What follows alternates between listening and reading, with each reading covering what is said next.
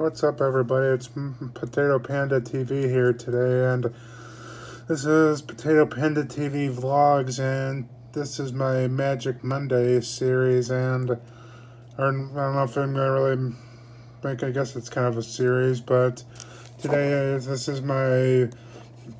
gonna be kind of going over my mono green standard deck I created, and this is something I just did over the weekend, so it's something I did not too long ago, and I know it's one of those things where I'm sorry as far as like the covers go, or the protectors go, I don't have the same color for the whole deck, but I don't, unfortunately right now, don't have 60 of the same color deck, or the same color protectors, so since they're both kind of a shade of green, and this is a mono green deck, I decided to use the 2 shades of green I had, and so I know sometimes for some people it's kind of a no-no to have 2 different color protectors in the same deck, but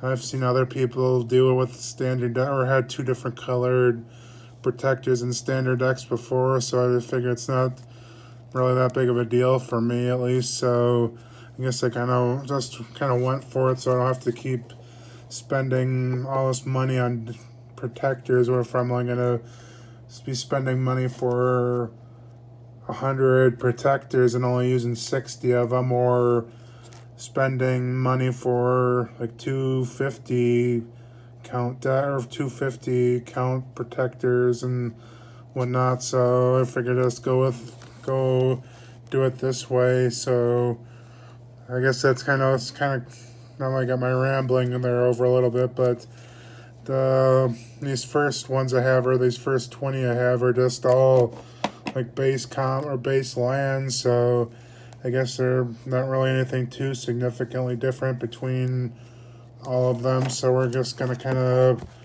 skip through all these, and they're all just kind of basic lands, so there's nothing really too thrilling or different between all of those, so let's kind of go ahead and skip those and go through the main part of the deck. And I know, I'm sorry my lighting kind of sucks with this, but I'm still trying to figure out a better way to record this than with my phone, but I guess hopefully one of these days I can figure a way to get a camera or something and get a better tripod so I can like record these videos through my laptop. But I guess this will have to suffice for now.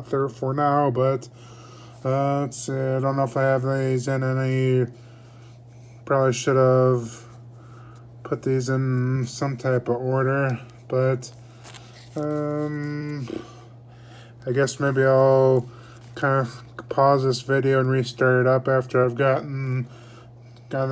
these more organized through like the instants and the sorceries and enchantments and creatures. But I'll be right back after this short little break. Sorry for that little cut edit that I did there, and but when I was looking through this, I had realized that I don't know if anybody saw it, or if I even made it visible, but I had just now noticed that I'd put in like an instant from the black set in here, so I had to switch that out. So and I guess the one thing that's different, a little bit different between this deck and all the other decks I have, is that this is the first deck as far as I can remember, this is the first deck I've actually put an artifact into it. So that's kind of one of the big differences between this deck, and this is the first mono colored deck I've created, and it's the first one I've got an artifact in. So,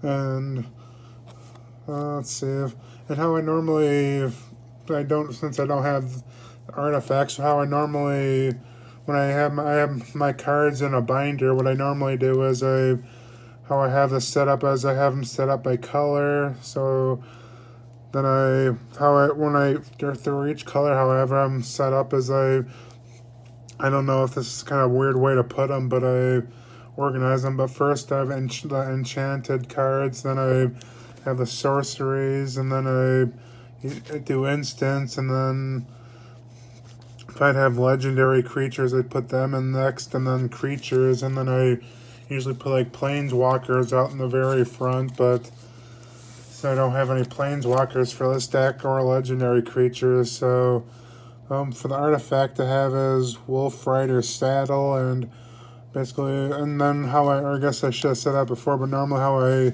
also put these in there is I organize them by how much mana they take. So for whatever color the card is, I usually organize them first by the colored mana that they need.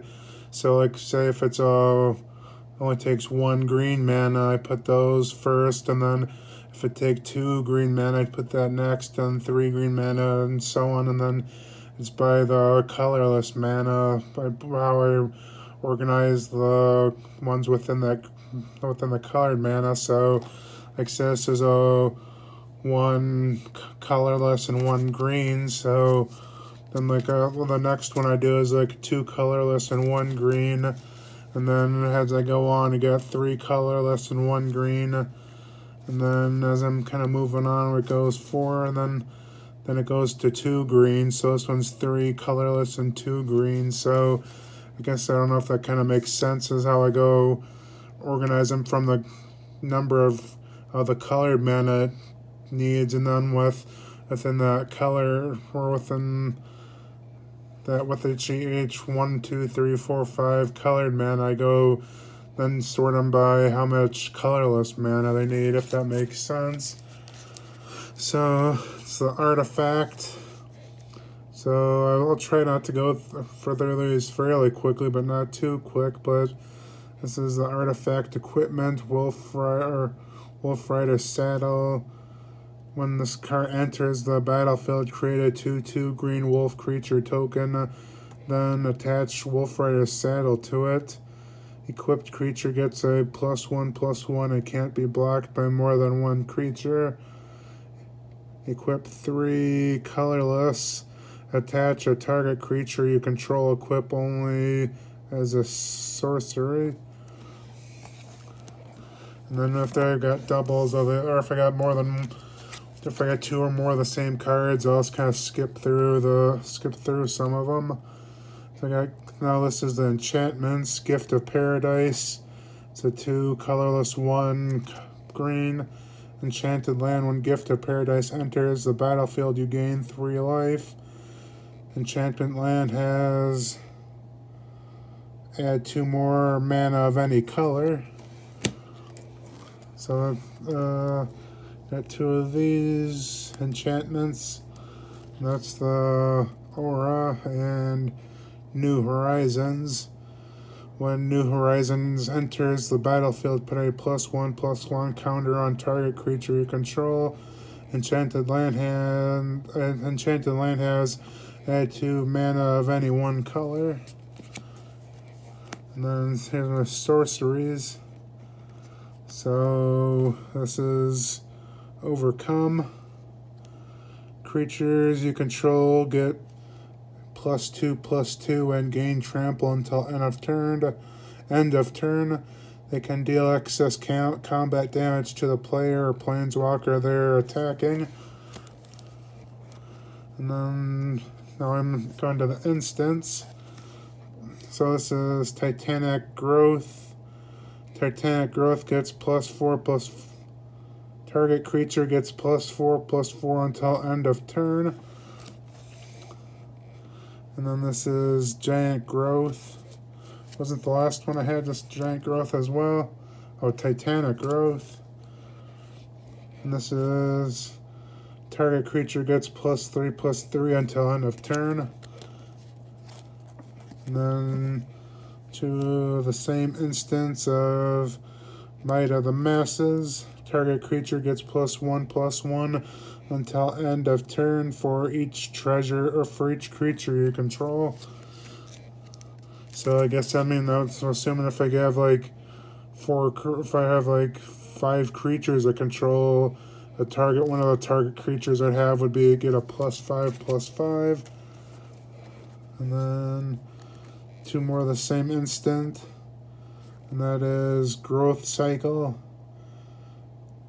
Target creature gets +3/+3 until end of turn. It gets an additional 2/2/2 until end of turn for each card named growth cycle in your graveyard. So I guess since I only have 2, I'd say, like, I guess the way it looks like, if I have one of these in my graveyards, a target creature would end up getting a +5/+5. Now, got a couple more instants. These are all the same, 3 of the same instance. So it's a plummet, and it's destroy target creature with flying. Those ones that's like the instants are the sorcery and enchantments that got like they have the they have the destroy target creature. Those ones seem to always be fairly good, even though this one's only limited to flying creatures. So I got 2 more instants. So this is band together. Up to 2 target creatures you control each deal damage equal to their power to another target creature. So I guess up to 2 target creatures you control each deal damage equal to the power of another target creature. So I'm assuming if it's like, say you'd attack, I might be completely wrong. So if somebody knows, you can let me know in the bottom or in the comments. But I guess, say if I'd attack with two creatures that have like a 1/1, but I have a target creature that's got a 7/7. So I guess that would mean that with this card, that means that both of those 1/1 or 1/1s would turn into a 7/7. That's the way I'm taking it, but I might be completely wrong. And then got this in 1 more instant, and it's the natural end. Destroy target artifact or enchantment to gain 3 lives. So now we got going to the creatures. And this is Hero of the Glade.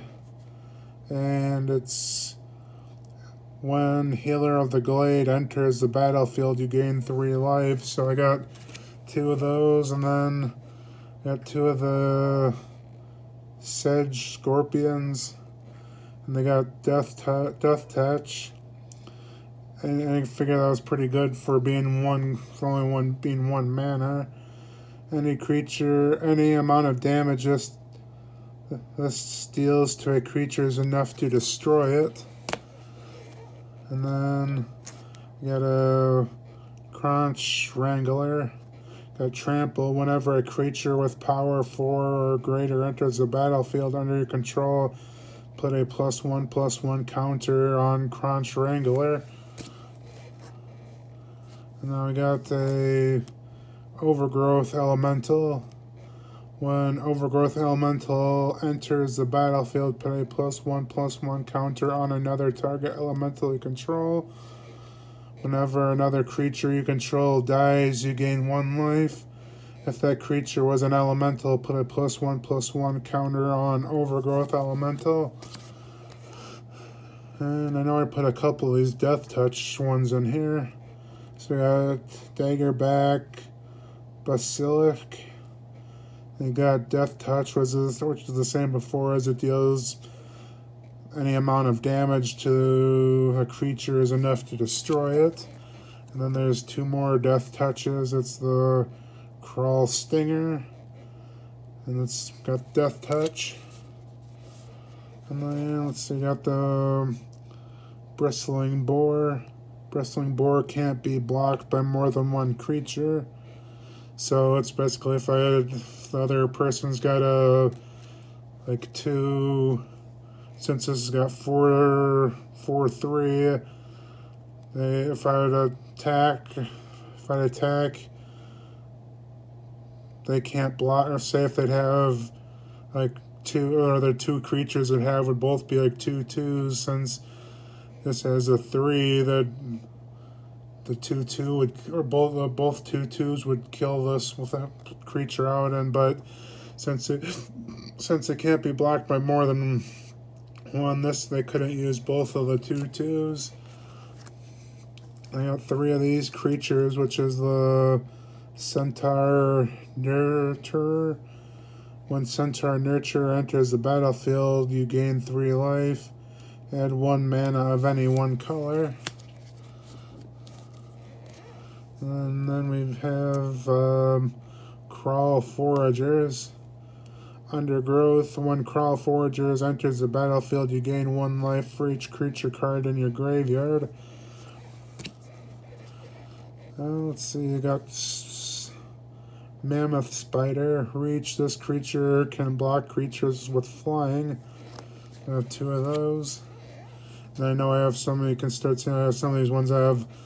They're not huge, huge mana, but they're starting to get a little bit more mana. So this one takes 5. We got a couple that take 6. I think I got the most I have is from this hand is 6. But we got Silverback Shaman. And that says trample. This creature can deal excess combat damage to the player or planeswalker it's attacking. When Silverback Shaman dies, draw a card. I have a Primordial Worm. And the only reason I think I put this in the deck is because it's got 7 attack and 6 toughness. And same for these next 2. It's the Vorschklaw. And I just only put these both in there because they got 7 attack and 7 toughness. And the final 2 I have on here are the same. We got Waker Root Elemental. It's got 5 green mana. Untap target land you control. It becomes a 5/5 elemental creature with haste. It's still a land. This effect lasts as long as the land remains in the battlefield. So I know it's probably not the best deck in the world, but I guess it's not too bad for something that's kind of throw together. But let me know how you think I did in the comment section down below. But I appreciate you stopping by, and I'll hope to see you next time.